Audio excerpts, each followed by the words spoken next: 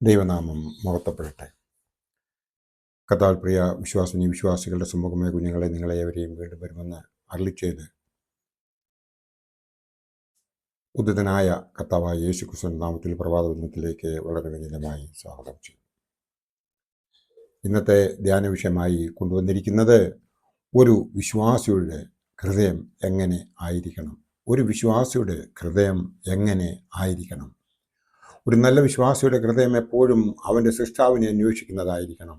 നല്ല വിശ്വാസികൾ നിഷ്കളങ്ക ഹൃദയമുള്ളവരായിരിക്കണം. നല്ല വിശ്വാസികൾ വചനം സംഗ്രഹിക്കുന്ന ഹൃദയമുള്ളവരായിരിക്കണം.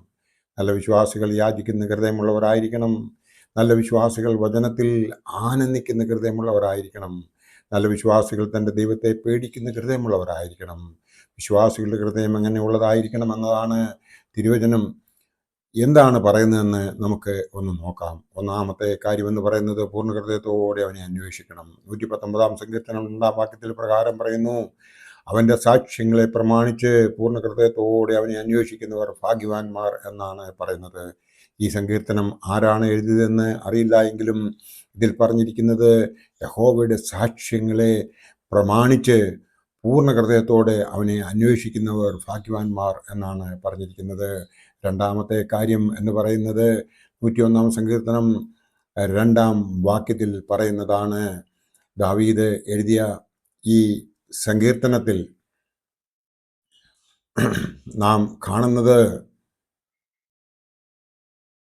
നിഷ്കളങ്ക മാർഗത്തിൽ ശ്രദ്ധ വയ്ക്കും എന്ന് എടുത്തു പറയുന്നു. രണ്ടാമതായി ദാവീദ് രാജാവ് പറയുന്നത് 51 സങ്കീർത്തനം 10 വാക്യമാണ്. അവൻ യഹോവയോട് അപേക്ഷിക്കുകയാണ്, നിർമ്മലമായ ഒരു ഹൃദയം എന്നിൽ സൃഷ്ടിക്കണമേ എന്ന്. ഈ ആഗ്രഹവും ഉറപ്പും ഈ അപേക്ഷയുമാണ് ഒരു വിശ്വാസിക്ക് വേണ്ടത്. അത് നമ്മിൽ ഓരോരുത്തർക്കും ഉണ്ടോ എന്ന് ചോദിക്കേണ്ടിയിരിക്കുന്നു. മൂന്നാമത്തെ കാര്യമെന്ന് പറയുന്നത് പരമാർത്ഥ ഹൃദയമുള്ളവർക്ക് സന്തോഷം ഉദിക്കും എന്നാണ് പറയുന്നത്. 97 സങ്കീർത്തനം 11 വാക്യത്തിൽ പ്രകാരം പറയുന്ന, നീതിമാന് പ്രകാശവും പരമാർത്ഥ ഹൃദയമുള്ളവർക്ക് സന്തോഷവും ഉദിക്കും എന്നാണ് പറയുന്നത്. ദാവീദിൻ്റെ ഈ സങ്കീർത്തനത്തിൽ നീതിമാനെയും പരമാർത്ഥ ഹൃദയമുള്ളവരെയും എടുത്തു പറയുന്നു. അവർക്ക് പ്രകാശവും സന്തോഷവും ഉദിക്കുമെന്ന് അവൻ പാടുന്നതായി നാം ഇവിടെ കാണുന്നുണ്ട്. നമുക്ക് നമ്മുടെ ജീവിതം നീതിയോടുകൂടി ഉള്ളതാണോ, നമ്മുടെ ഹൃദയം പരമാർത്ഥത ഉള്ളതാണോ എന്ന് പരിശോധിക്കേണ്ടിയിരിക്കുന്നു. നാലാമത്തെ കാര്യമെന്ന് പറയുന്നത് വചനം സംഗ്രഹിക്കുന്ന ഹൃദയമായിരിക്കണമെന്നാണ് 119 സങ്കീർത്തനം 11 വാക്യത്തിൽ പറയുന്നത്. ഞാൻ നിന്നോട് പാപം ചെയ്യാതിരിക്കേണ്ടതിന് നിന്റെ വചനത്തെ ഹൃദയത്തിൽ സംഗ്രഹിക്കുന്നു എന്ന് ആണ് ഇവിടെ പറഞ്ഞിരിക്കുന്നത്. ഈ സങ്കീർത്തനക്കാരൻ പറയുന്നത് പാപം ചെയ്യാതിരിക്കേണ്ടതിന് വചനത്തെ ഹൃദയത്തിൽ സംഗ്രഹിക്കണം എന്നാണ്. നമ്മുടെ ദൈനംദിന ജീവിതത്തിൽ പാപം ചെയ്യാതിരിക്കാനായി തിരുവചനത്തെ ഹൃദയത്തിൽ സംഹരിക്കുന്നുണ്ടോ എന്ന് നാം ചോദിക്കേണ്ട കാലത്താണ് ഇപ്പോൾ നാം ജീവിക്കുന്നത്.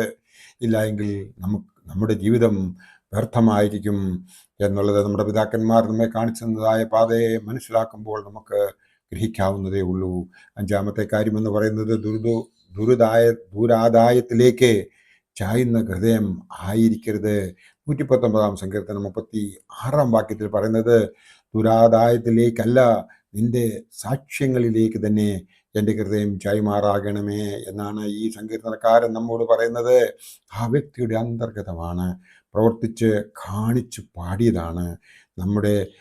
നമുക്ക് അങ്ങനെ ഒരു നിശ്ചയം എടുക്കാൻ സാധിക്കുന്നുവോ എന്ന് നാം നമ്മോട് തന്നെ ചോദിക്കേണ്ടിയിരിക്കുന്നു. ഈ ലോക ജീവിതത്തിൽ നമ്മിൽ പലരും ദുരാദായത്തിലേക്ക് ചെന്ന് വീഴാറുണ്ട്. ഈ ലോക സഹജമാണ്. എന്നാൽ ദൈവത്തിൻ്റെ സാക്ഷ്യങ്ങളിലേക്ക് നമ്മുടെ ഹൃദയങ്ങളെ ചായ്മാറാക്കിയെങ്കിൽ മാത്രമേ ഈ ലോകത്തിൽ മാത്രമല്ല സ്വർഗത്തിൽ നമുക്ക് ഒരു നിക്ഷേപം ഉണ്ടാക്കുവാൻ സാധിക്കുകയുള്ളൂ എന്ന് നാം മനസ്സിലാക്കേണ്ടതുണ്ട്. ആറാമത്തെ കാര്യമെന്ന് പറയുന്നത് വചനത്തിൽ ആനന്ദിക്കുന്ന ഹൃദയമുള്ളവരായിരിക്കണം. 119 സങ്കീർത്തനം 111 വാക്യത്തിൽ പറയുന്നത്, ഞാൻ നിന്റെ സാക്ഷ്യങ്ങളെ ശാശ്വതാവകാശങ്ങളാക്കിയിരിക്കുന്നു, അവ എൻ്റെ ഹൃദയത്തിൽ ആനന്ദിക്കുന്നു എന്നാണ്. ഇവിടെ സങ്കീർത്തനക്കാരൻ പറയുന്നത് സാക്ഷ്യങ്ങളെ ശാശ്വതാവകാശങ്ങളാക്കിയിരിക്കുന്നു എന്നാണ്. ആ ശാശ്വതാവകാശങ്ങൾ അവൻ്റെ ഹൃദയത്തിൽ ആനന്ദിക്കുന്നു. ഒരു യഥാർത്ഥ വിശ്വാസ ആത്മീയ സന്തോഷമാണ് നാം ഇവിടെ കാണുന്നത്. നമ്മിൽ ചിലർക്കെങ്കിലും ഇങ്ങനെ ഉള്ള ആത്മീയ സന്തോഷം ഉണ്ട് എന്നതിന് ദൈവത്തെ നമുക്ക് സ്തുതിക്കാം, അവനിൽ ശരണപ്പെടാം. അടുത്തത് ഏഴാമത്തേത് എന്ന് പറയുന്നത് യാചിക്കുന്ന ഹൃദയമായിരിക്കണം ഒരു വിശ്വാസിക്കുള്ളത്. 119 സങ്കീർത്തനം 146 മുതൽ 149 വരെയുള്ള ഭാഗം നാം വായിക്കുമ്പോൾ നമുക്ക് അതിൽ നിന്നും മനസ്സിലാകുന്നത്, സങ്കീർത്തനക്കാരൻ പറയുന്നത് തൻ്റെ യാചനയാണ്, ദൈവത്തോടുള്ള അവൻ്റെ അപേക്ഷയാണ്. എന്നെ രക്ഷിക്കണമേ എന്ന് അവൻ യാചിക്കുന്നു. എൻ്റെ സാക്ഷികളെ പ്രമാണിക്കുമെന്ന് ഉറപ്പ് ഉണ്ടാക്കുന്നു. ഞാൻ അതിരാവിലെ എഴുന്നേറ്റ് പ്രാർത്ഥിക്കും എന്ന് അവൻ പറയുന്നു. നിന്റെ വചനത്തിൽ പ്രത്യാശ വയ്ക്കുമെന്ന് പറയുന്നു. തിരുവചനം ധ്യാനിക്കേണ്ടതിന് അവൻ്റെ കണ്ണുകൾ യാമങ്ങളെ നോക്കിക്കൊണ്ടിരിക്കുന്നു എന്നാണ് ഇവിടെ പറയുന്നത്. നിന്റെ ദയയ്ക്ക് കോണം എൻ്റെ അപേക്ഷകൾ കേൾക്കണമേ, നിന്റെ ന്യായപ്രകാരം എന്നെ ജീവിപ്പിക്കണമേ എന്ന് അപേക്ഷിക്കുന്നു. ഒരു വിശ്വാസിയുടെ ഹൃദയം തൻ്റെ രക്ഷിതാവിനെ അന്വേഷിക്കുന്നതായിരിക്കണം. രണ്ടാമത്തത് നിഷ്കളങ്ക ഹൃദയമുള്ളവർ ആയിരിക്കണം. മൂന്നാമത്തത് പരമാർത്ഥ ഹൃദയം ഉള്ളവൻ ആയിരിക്കണം. എങ്കിൽ മാത്രമേ അവന് ഈ ലോകത്തിൽ സന്തോഷമായി കഴിയുവാൻ ദൈവം അനുഗ്രഹിക്കട്ടുള്ളൂ. നാലാമത്തെ കാര്യം എന്ന് പറയുന്നത് വചനം സംഗ്രഹിക്കുന്ന ഹൃദയം ആയിരിക്കണം. അഞ്ചാമത്തേത് ദുരാദായത്തിലേക്ക് ചായുന്ന ഹൃദയം ആയിരിക്കരുത്. ആറാമത്തത് വചനത്തിൽ ആനന്ദിക്കുന്ന ഹൃദയമായിരിക്കണം. ഏഴാമത്തത് യാചിക്കുന്ന ഹൃദയം ഉള്ളവൾ ആയിരിക്കണം എന്നാണ്. അതിനായി ദൈവം നമ്മളെ എല്ലാവരെയും അനുഗ്രഹിക്കട്ടെ എന്ന് ആശംസിച്ചുകൊണ്ട് എൻ്റെ വാക്കുകൾ ഇവിടെ ഉപസംഹരിക്കട്ടെ. നന്ദി, നമസ്കാരം.